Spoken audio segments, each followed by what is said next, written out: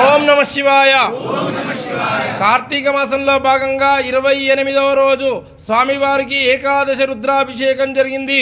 అందరూ నమస్కారం చేసుకోండి. అదేవిధంగా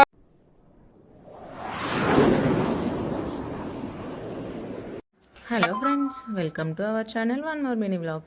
ఇంకా టుడే వ్లాగ్ వచ్చేసి ఏంటంటే కార్తీక మాసంలో ఈరోజైతే 28వ రోజు అండి. ఇంకా స్వామివారికి అయితే ఈరోజు ఏకాదశ రుద్రాభిషేకం అయితే జరిగిందండి.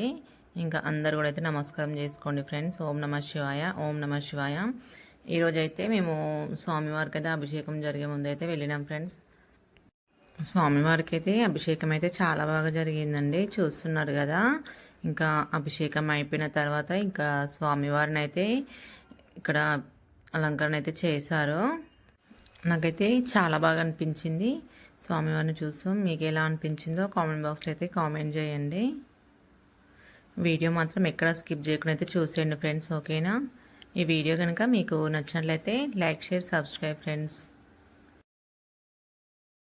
परिभुजा नमस्ते अस्त्वायुधाय नाथताय दुष्टमे उभाभ्यां तते नमो बाहुभ्यां तव तन्मने परिते तन्मनो एतन्मान् मुक्तिः सदा मधो ये स्वत्वानं तेभ्यों करन्नमः प्रमुञ्चनस्तभयोरार्त्योज्वां यास्ते परातां भगुं सहस्राक्षच्छदें चुदे निशीर्य शिल्यानां मुखां जीवोनस्मनां भव विज्जन्तनुकवर्तिनो विशिल्यो भानवागमुतः अनेसन्नस्ते शपतयास्मान् परिभुजा नमस्ते अस्त्वायुधाय नाथताय दुष्टमे उभाभ्यां तते नमो बाहुभ्यां तव तन्मने.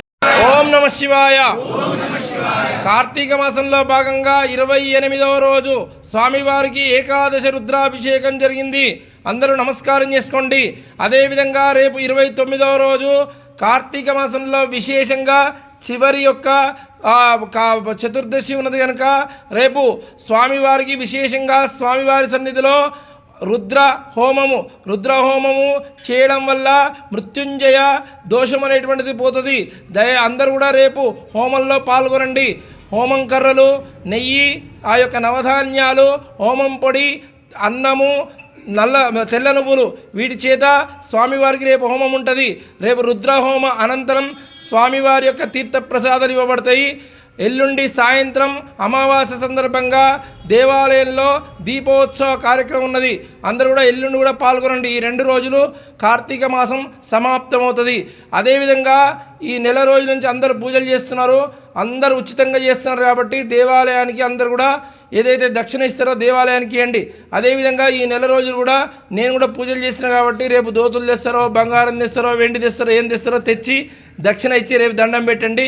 ఎల్లుండి ఒకటే రోజు పూజ ఉన్నది, తర్వాత లేదు. దయచేసి అందరూ కూడా ఈ 2 రోజులు కూడా స్వామివారి యొక్క సన్నిధిలో గలపండి. ఓం నమ శివాయ, ఓం నమ శివాయ.